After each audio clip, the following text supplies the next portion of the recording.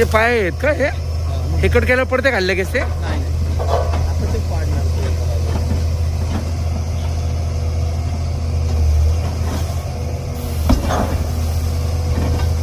तिकडं रूम नाही ना, लेबर रूम नाही ना कोणती तिकडं?